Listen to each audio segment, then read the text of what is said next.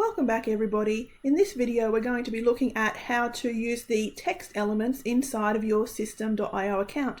These can be used on your web pages, your funnels, when you're creating your community or a course, and they are really useful for making the web page look visually exactly how you want it to look. So we're over here on the left hand side.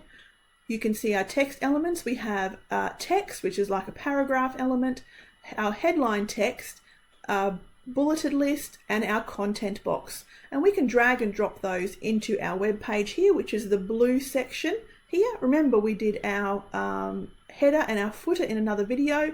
We don't change those in here. We can only change inside this main body of our web page. We can also click and insert them, and if you have mapped out a plan, as I say in many of my videos, mapped out on paper what you want the page to look like, you can simply click the elements in the order that you want them and they will simply insert themselves underneath each other. So we're going to do that now to start, and then I'm going to show you the drag and drop. So we're going to put a headline first, then a paragraph of text, then a bulleted list, and then a contents box. So as you see, each time I clicked, it simply inserted the element underneath the element before it. If we wanted to put an element inside somewhere here, not underneath the bottom, we can click and drag and drop. So we're going to do that now to put an element inside our content box. So we're going to click on the bulleted list, drag it across to our page. You'll see these blue lines appear, which show you where your element is going to be dropped. So you simply move your mouse down to where you want your element. Once you're happy with its location, shown by the dark blue line, then release your mouse button and it will be dropped in that location. So now we have our second bulleted list dropped inside of our content box. Okay, so now we're going to look at each of the elements and what we can do to change them visually for our website. So we're going to start with our heading. Important on each website to have a H1 or H2 heading, as those are crawled by search engines, places like Google and Bing, Yahoo, to find your web pages and tell people that they can come and visit your web page. So we're going to look at the different sizes. We've got H1 is our largest size, right down to H6, which is the smallest size. So we're going to just make this one a H1. And you can see here the general elements that you would expect for text. We've got bold, italic, underline, and we've got a strike through here as well. So we've got all those elements available to us. We're just going to change one word to each thing representing each of the elements that we have available to us there. Now the second last one up here is this one that looks like a checkerboard. This represents the color of the element that we are highlighted here. So we can change the color. Now we can change the color of the whole headline, or we can change the color of just one word. So we highlight what we want to change the color of, click on this checkerboard square here, and it brings up our color box. Now if you have certain colors for your brand that you want to use, you can save those down here. So you can type in whatever the hex code is for the color that you want, whether you've created that color in Canva or wherever it is that you've gotten that color, and it will come up here. So let's just choose a color here. Let's go just a purple color. So once you've got that hex code in, that's part of your brand, and you've got that color selected, you come down here to these options here and you click on it, and that will then make that color available to you wherever you would like to change, and it will always be the same shade of that purple. And you've got 8 different ones that you can store there for your website that you use the most often. So that's how we change the color of our text. The last image up here that we have an option on our text menu up here is this link option here. So if you want to link a word that goes somewhere, that can go to multiple different things in System.io, we're going to have a look at what we can link to. So if we highlight a word, click on the link, you can see this menu come up here. So we can type in a URL. Now that's if we want the link to go somewhere other than our site. So either to another blog post of another site, maybe to video on YouTube, somewhere that is not part of our site and our domain. We can type that in there and click save. We can also use this icon here, which downloads a document. If you want someone to be able to download a document, download this PDF now. You can add that in here. This is where you open a pop-up. If you say join our newsletter by clicking here, you can link that to a pop-up where they can put in their name and their email and sign up to your email address. This opens the link in a new window. This is particularly useful if you're sending people off your site. Then you don't want them to close down your website. You want that site to open in a new window so that the customer is not navigating away from your site. This is a no-follow. That means if you don't want search engines to connect your site with the site that you're linking to. And this is where you can unlink your link. So if you've linked a text and it's no longer valid, you can come in here and you can unlink it. So that's where you would put that in there, type in your URL and click save. Next we come down to our paragraph here, and we have all the same options as our heading except for our heading codes. So you can see we can bold, italic, underline, strike through, change the color and make links inside of here as well. The same sort of things here. The only difference is there's an extra option when we're in the paragraph, and that is this one here. You might see this little, it's a box with the link inside of it. This is just the open link. If I click out of here, this is the create a link. And if we go in there, we'll see the same create a link image, it's very tiny, inside the picture of a web page. This is to link within our blog. Instead of typing in the URL of a blog page we would like to link to, let's say you're in a particular blog post and you want to link to another blog post that's relevant to this one, that might give some more information or some different information. You can link to your blog post by clicking on this. And then we get a different drop down menu here where you can select the pages that are within your website. So you can click those there.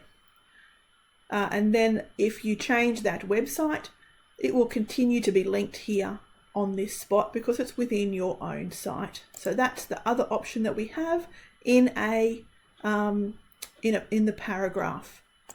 Now, you'll also notice as we click on each of these that there's also a left-hand column on the side. So on the side we can do things like we can change the font size, we can change the line height, we can change the letter spacing. So if we wanted the letter spacing to increase of our headline, make it a bit wider for our page, might be a bit more visually attractive, we can do that here. We can change the background behind our text. So if we come down here to our paragraph, the color text background, if we click on this checkerboard again, we can change the color behind our text to whatever we would like to change it to, and that will highlight behind our text. Now, an important thing to note is the difference between margins and padding. So a margin is the space between two elements. So if we look at this element here, our heading element, and then we look at this next this next element here, our text element, if we want those to be further apart or closer together, that is the margins that we change. So if we click on this element here and we come down to our margins and we want this to be further away from our heading, we can increase the margin above our text box. So our margin is the space between two elements. Now the padding is the space within an element. So if we scroll down to our padding, this is the space within our element. So we might want to make the text further away from the top of the element, but not further away from our headline. We want actually more of our red color, which is within this element. We would use our padding for that. So if we increase the top, you will see that we create space within our element. And so now we have a larger space at the top of our element. And we can also increase the bottom padding as well and put some more space in there. So you can see how effective that is to highlight different things within your web page. So always remember that the margin is the distance between two elements. Whoops. The margin is the distance between two elements, and the padding is the distance that is within the element. Coming down here to our dot points, this is our second last text element. We're actually going to delete this one here. How we delete an element is we highlight over it with our mouse and click on the little rubbish bin. Confirm OK. We can delete that space. We don't need that there anymore. And we have our text box. So we're going to actually look at our dot points that we've put inside our text, or our content box, sorry. So if we look at the dot points that are put in here, System.io automatically defaults to putting 3 in. You can increase this or decrease this as needed. Simply hit enter on your keyboard and you've got another one ready to insert. Or you can simply delete them. If you only need 2, you can do that as well, or 1, however many you need. Now you've got the same different elements up here that you can choose from as all of our text elements have. The difference here is that we have some extra things on the left hand side.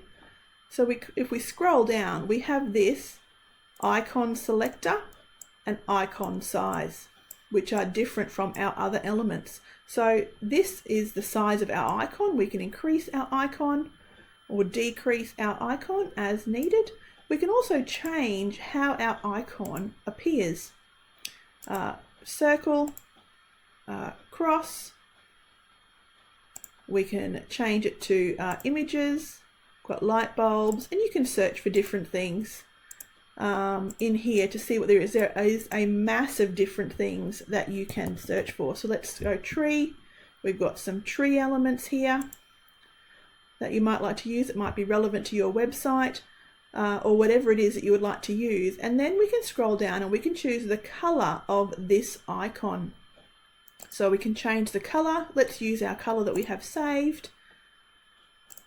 And the background behind our icon. Let's put a pale green behind our element. There we go. So all those different things that you can change that are slightly different than the other text elements to do with your bulleted list. And the last text element to look at, according to this 4 elements up here, 4 text elements, is our content box. So let's click on our contents box and see how we can change this contents box to be to look visually how we would like it to look. Now we can either have the title there or not. Up here we can click the title off, so there's no title. We've just got our border. Or we can have the title on.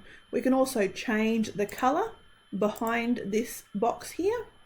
Scrolling down, here is the color. We can change it to our purple that we've been using,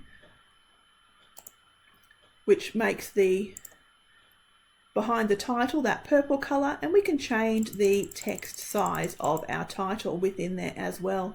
Scrolling down, we can align our title. It's currently aligned by default to the left. We can center it, we can align it to the right. And we can change the background color. Let's change it to a pale purple, nice and pale, behind there. I know we've got green and purple clashing here, but this is for example. This is for example purposes only. Click out of that color. There we go. And we can also change the radius. If I click out of here, you can see that this is currently square. We can round these corners. So we scroll down to the border down here, and we've got border radius. And we can increase that. Let's just increase it to, let's go 15. And if we click out of it again, we can see that we now have rounded corners. We can also change the border of this. It's currently very thin and black. So let's go and change that down to the same purple. Actually, it's dark blue. Change that to the same purple of our top up here so that they match in color. And then we're also going to change the width of our border. Let's just make it 3 so it's slightly bigger. There we go. So now we've got our purple around the edge, our contents box title, and we've got the same color for our heading and our border. So that is our text elements and all the different things that we can do with them. Always remember when you're doing anything on system to always check, as I think currently the statistics is upwards of 70% of people access the internet on their mobile device.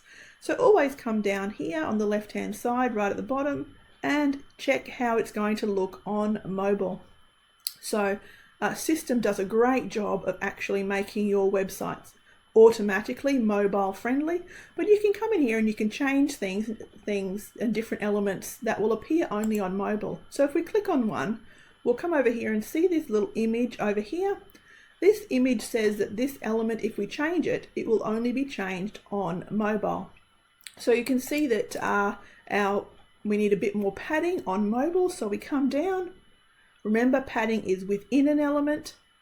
So we can click on padding and we can change it a bit more at the top and a bit more at the bottom. 20 on each. And so now we've got this, and that will have 20 and 20 only on mobile devices. We can come down and we can change any of these elements, and if you make sure that this icon is on the element or on the navigation bar over here, it means that you are only changing it on mobile. So your website can appear slightly differently on mobile, which makes it much more mobile friendly. Always remember to click Save Changes, and your website page that you've created with your elements is complete. If you'd like to see our video on how we create a complete website from scratch for free using System.io, you can click the link below. And if you haven't got your free System.io account yet, the link is also in the description for you to go and grab that and start your website building today. I'll see you there.